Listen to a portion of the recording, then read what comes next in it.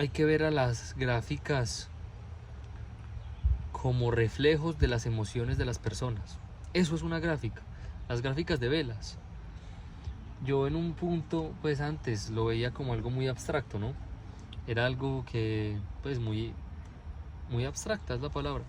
Algo que está apartado, que está funcionando en los mercados, pero pues no lo reflejaba a qué significaba en realidad.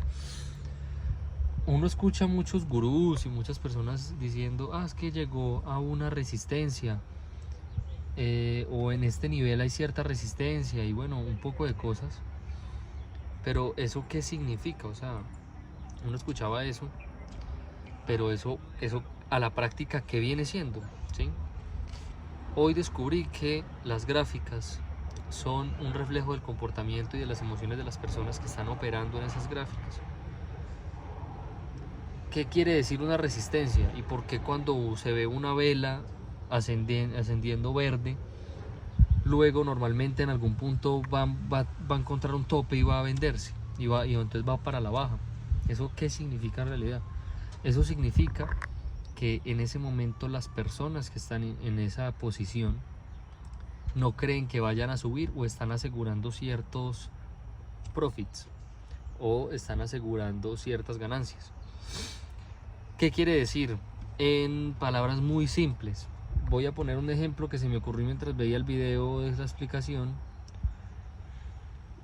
Pues no era una explicación, era un video, pero pues se me vino a la mente y lo entendí de esa forma, y creo que eso es un game changer a la hora de operar ese tipo de cosas y de hacer inversiones en realidad, porque me dan una traducción realmente de qué ocurre con el mercado y con una gráfica en especial. No estoy hablando de hacer un análisis fundamental, que sería analizar la empresa o el activo como tal, sino que haciendo un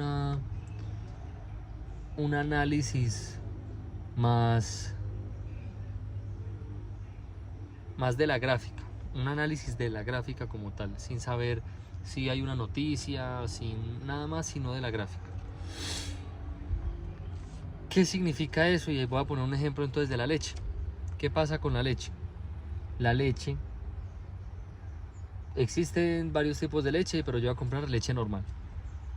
Entonces, yo compro leche normal porque, a mi parecer, va a subir el precio de la leche normal, entonces lo compro cuando esté a $1. Luego llega a $1.50, pero entonces en mi perspectiva, en mi emoción, yo como trader, pero hay que tener en cuenta que hay muchos en el momento, yo en mi percepción va a llegar a $2. Entonces cuando llego a 1.50 puedo vender un 20% de mi posición. Entonces, ¿qué pasa en 1.50? Pues yo vendí 20% de mi posición. Hay que entender qué tanto porcentaje tenía yo de la leche en el mundo, ¿sí? Entonces, que ese vendría siendo como la capitalización de mercado. Si solo hay $100 equivalentes a leche, y yo tengo $10, entonces, o sea, tengo 10 tarritos de leche a $1 cada uno, tengo 10 y solo hay 100 en el mundo. ¿Qué pasa cuando yo venda el 20%? O sea, 2 tarritos de leche. ¿Qué significa? Que si la persona que tiene 10 tarros de leche vendió 2, significa que está asegurando sus ganancias. Para los otros compradores, ¿qué va a significar? Para el 80% de las personas que quieren entrar a comprar la leche, pues si este man vendió, que es el que está tan cerca, o sea, tan dueño de las cosas, pues yo por qué voy a entrar a comprar si esa persona ya está asegurándome, entre comillas, que no va a subir más lejos, porque no estaría vendiendo. Nadie va a vender si cree que el tope va a ser $20. Yo no estaría vendiendo, ¿sí? Ni estaría asegurando ganancias. Aseguraría ganancias a los $10, no a los 2, no al dólar con 25, con 20, ¿sí? Al $1.5, no lo voy a hacer. Entonces, ¿qué pasa? Pues que y peor aún, ¿qué pasa si el del 10% vende? Pues que el que le apostó el 10% a la leche, el dueño del 10% de la leche en el mundo, cree que ese va a ser el tope del precio de la leche. Entonces, si eso dice el que tiene el 10%, ¿qué van a pensar los otros inversores que tienen el 0.1%. Pues que si este man vendió, yo por qué me voy a quedar. Entonces se viene una picada de esa acción de la leche increíble. 1. 2. Cuando yo antes operaba y hacía trading, yo tenía una persona que se llamaba Roberto Sánchez, junto con un amigo, y él era español, es español.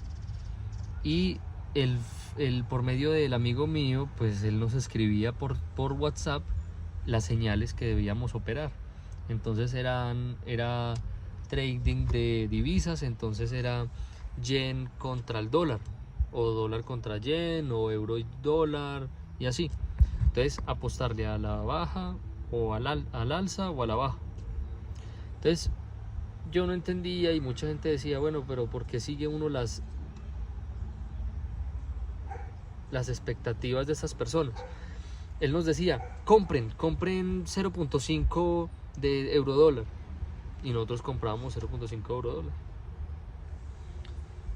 Eso se me vino a la mente y lo recordé cuando viendo videos de copy trading, de copiar en el trading con bots en monedas de criptomonedas, pero pues, o sea, basura, las monedas basura.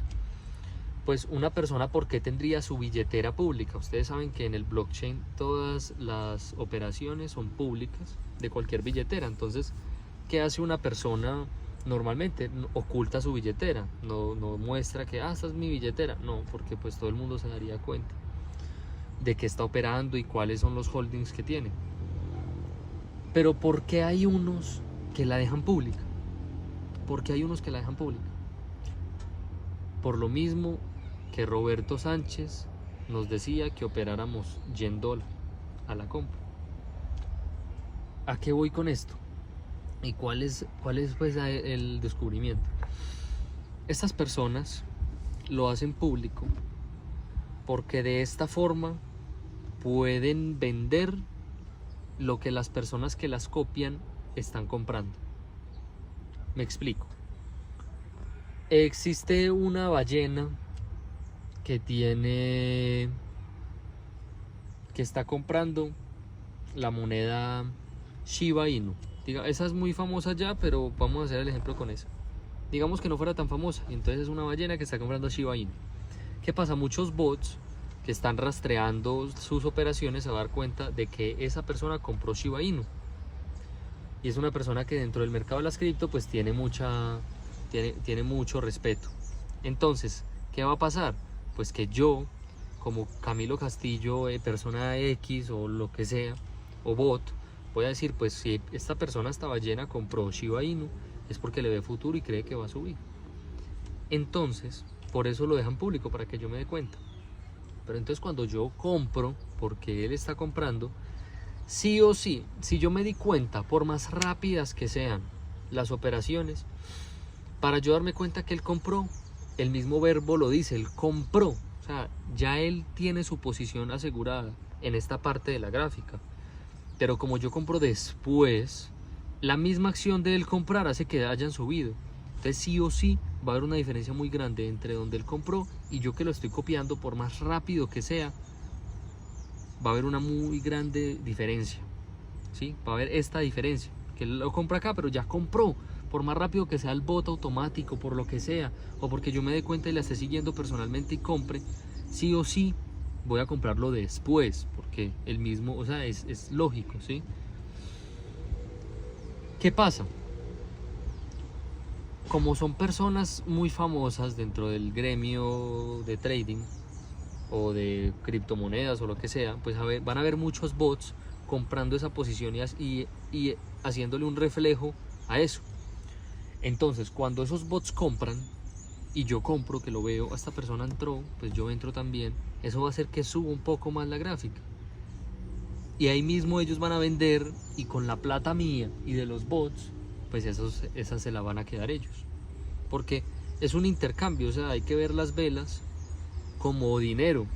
Entonces, si yo entro y más personas entran y algo es más famoso y se está hablando de eso, por eso dicen que no compre las noticias, sino que compre el rumor, porque cuando usted compra las noticias ya es más media, o sea, ya ya todo el mundo sabe, ya está en la conciencia de las personas y ya pueden buscarla y comprar. En cambio, cuando es un rumor, pues todavía es muy secreto. En cambio, ya las noticias, ya hasta el peluquero suyo sabe qué es. Por eso también dicen, si a usted, su peluquero o el taxista le está dando consejos de bolsa, venda, porque significa que él ya está metido. Entonces la plata que usted se va a hacer es la plata del taxista, la plata del peluquero, la plata de el aficionado amateur que entró. Pero entre más grande sea el espacio y más famoso sea, significa que va a haber más liquidez y más dinero en ese activo. Ahí es donde usted tiene que vender.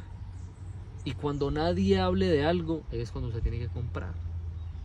Lógico, no es tan lógico, pero pues ahí te explico. Entonces eso, y bueno, ¿y cómo Roberto Sánchez se daba, cómo ganaba él? Pues lo mismo, cuando él me decía compra euro-yen, pues esa señal se la mandaba a las miles de personas que estaban debajo de él. Entonces todos metíamos unos centavitos a euro-yen, y él vendía. Y entonces yo le decía, Jay, perdí, Roberto, perdí. No, dale, no te preocupes, mañana nos levantamos, dale. O muchachos, disculpen, esa fue una señal mala, mañana nos vemos otra vez, bla, bla, bla. Pero es que en realidad él ganó con la plata de nosotros, ¿sí? Entonces eso hace mucha gente también, y que te dicen a ti, no, mira, invierte en tal moneda y tal. Pero es que ellos ya compraron, y ahí sí ya van y lo publican y dicen, compré tal moneda. Pues claro, porque los que cojan ese consejo van a estar después de ellos, y cuando ellos vendan con la plata que ellos ingresaron, pues esa va a ser la ganancia de la otra persona que estuvo antes. ¿Ya? En ese tipo en trading, en los mercados de valores, el dinero no se crea de la nada. Es dinero que está ahí y que alguien puso. Y cuando usted se retira con una ganancia, es porque otro tuvo una pérdida. Eso es una balanza. Usted no puede ganar sin que otro haya perdido. ¿Qué significa? Que si usted hace una posición y se ganó $1.000.000, otra persona perdió $1.000.000, o 10 personas perdieron $100.000. ¿Qué significa? Que usted, cuando hace una jugada maestra y gané, hay otro que seguramente se está arrancando los pelos porque perdió todo su ahorro. Entonces esto es una selva. Usted está detrás del dinero de otra persona. Usted no puede hacer dinero siendo buena gente con todo el mundo, no. En esto especialmente hay que ser agresivos. ¿Por qué? Porque usted va a hacer plata con el que entró después de usted. ¿Pero por qué va a hacer plata con el que entró después de usted? Usted puede hacer plata de dos personas. Del idiota, o sea, el tonto, que dice, no, tal persona me recomendó esta moneda, o tal persona me recomendó esta posición, esta acción, voy a comprarla. Y así hay muchas personas. Entonces, claro, la acción sube porque entró mucha liquidez a ese activo. Entonces, pero son tontos, o sea, es porque otra persona le dijo, no hizo un análisis él, nada, sino él me dijo y ciegamente voy y meto mi plata allá. O estoy ensayando y voy y meto mi plata allá. ¿Y qué pasa? Pues usted vende arriba, cuando ya todo el mundo metió la liquidez, vende, y ellos se joden, ya no pueden vender porque está muy bajito, y usted pues vendió acá y ya tiene, en vez de tener oro, pues ya tiene usted dólares. Entonces los que tienen oro, de malas. Y toda esa gente perdió plata, pero usted se ganó la plata de ellos y ya la tienen dólares, entonces no se preocupa. Entonces usted puede hacer plata de los idiotas, pero también puede hacer plata de personas que creen que saben más que usted. Entonces, para usted poder vender, otra persona tiene que comprar. Entonces, ¿qué pasa si usted está en el tope y vende? Pues que otras personas le compraron. ¿Qué significa eso? Que para otras personas ese activo iba a subir aún más, porque nadie va a comprar para perder. Todos los que compran piensan ganar. Entonces, hay dos personas en esa transacción. El que dice, vendí en el tope y este es un tonto que me compró en el tope y por eso yo vendí, porque ya la moneda no va a subir más, porque si no dejaría la plata ahí, o el activo, pues el activo no va a subir más. Entonces lo vendí acá y digo, este que me compró es un tonto. Pero ¿qué piensa el que compró? El que me vendió es un tonto. ¿Por qué? Porque la moneda va a seguir subiendo. Entonces pueden haber dos escenarios, que la moneda se estanque ahí y pierda, o que la moneda siga subiendo. Entonces, ¿quién es el tonto ahí? Pues solamente lo dirá el tiempo.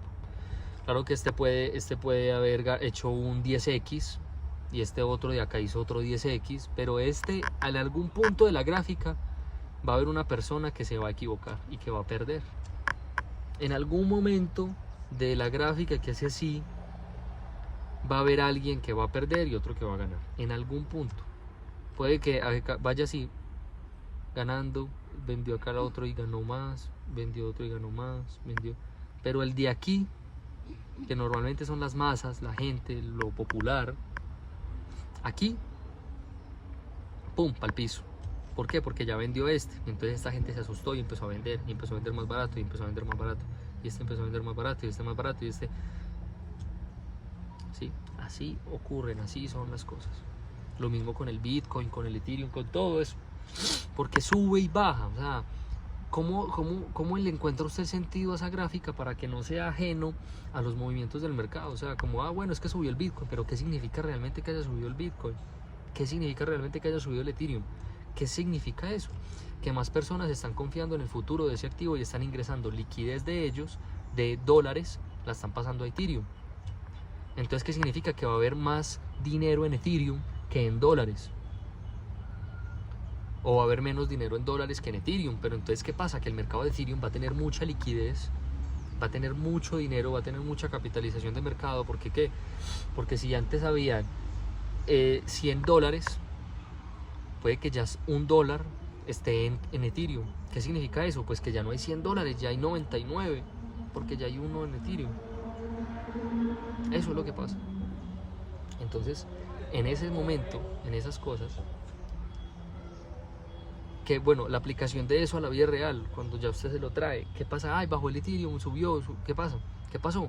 Las personas retiraron liquidez de ahí. Las personas dijeron, no, ya, ese es el tope, o sea, no voy a seguir arriesgando mi dinero con Ethereum, ya, en $4,000 lo voy a sacar. Lo mismo en Bitcoin, en $60,000 lo voy a sacar. O yo puedo decir, no, el Ethereum todavía puede ser más popular y más gente puede cambiar sus dólares a Bitcoin. Entonces todavía le falta que ingrese liquidez a ese activo y que llegue no a los 90,000, no a los 75,000, sino a los 90,000, $100,000. ¿Por qué? Porque se va a volver muy popular y más personas van a preferir tener su dinero, en vez de tenerlo en dólares, van a preferirlo tenerlo en Bitcoin. Entonces, si yo confío plenamente en eso, no voy a vender en 75,000, voy a vender en 100,000 y voy a confiar en que va a llegar a 100,000. ¿Qué pasa cuando baja? Pues que las personas, cuando llegaron a 75,000, dijeron, esto ya hasta aquí es el tope, llevamos subiendo desde los 30,000, no, ya, acá voy a parar y empiezo a vender. Entonces, gente que tiene mucho acumulado dice, hasta aquí llegó, hizo el estudio y hasta aquí va a llegar, vendo. Y entonces, ¿qué pasa? Que una persona que tiene el 10% de Bitcoins lo retire para pasarlos a dólares. Pues que el Bitcoin va a caer, porque significa que el mayor inversionista de Bitcoin, ¿sí? Es como usted tener una leche y entonces usted vendió toda su leche, pues ¿qué va a pensar el mercado? No, la leche es no, pues si este man retiró la plata, que es el que está detrás de esto, ¿qué nos espera a nosotros? Entonces empiezan a vender Bitcoin, hasta el piso. Y así funcionan las estafas y todo eso. Entonces, ¿qué pasa? Pues cuando vuelve a bajar, vuelven a comprar y vuelven a hacerle la publicidad. Otra vez el Bitcoin, y entonces uno escucha, ay, otra vez el Bitcoin, y entonces vuelve a meter plata, y entonces las masas otra vez, y sale las noticias, el Bitcoin, y entonces todo el mundo a meter plata a Bitcoin. Entonces sube el Bitcoin, pero ya cuando están 100,000, la gente dice, uy, voy a vender, y entonces vuelve a vender, y entonces todo el mundo dice, no, perdí la plata, y así. Algo muy importante. Normalmente a las personas les gustan los números cerrados. Voy a poner un ejemplo muy tonto. Cuando usted ve televisión o está viendo algo, es muy común que alguien deje el volumen en 44 o en 46 o en 45 o en 50, ¿sí? Pero no lo va a dejar en 43, es como muy, pues muy X, ¿sí? Eso pasa. Entonces yo creo que con ese ejemplo ya se va a dar cuenta. ¿Qué pasa en los mercados? A la gente no le gusta, a la gente le gusta los números cerrados. Entonces cuando un activo llega a 50.000, cuando llega a 55.000, a 60.000, a 65.000, 70.000, así, ¿qué va a pasar? Pues que la gente lo toma como un seguro. Entonces en ese momento dice 50.000 ya. Entonces por eso muchas resistencias, que el Bitcoin se mantuvo en 50.000 y ya rompió los 50.000. Entonces ¿qué pasa? Pues que si algo rompe esa barrera, la gente ya dice no, pues ya no voy a vender en 53.000, es como raro, pues ya espero los 55.000. Entonces usted diría, ay, pues eso tan tonto, Camilo, nadie va a pensar así. La gente piensa así, no ve que esto es emocional. La gente piensa así, entonces no va a decir, uy, no, yo en $10.000 voy a vender. Pues eso piensa la gente, uy, voy a vender en $10.000.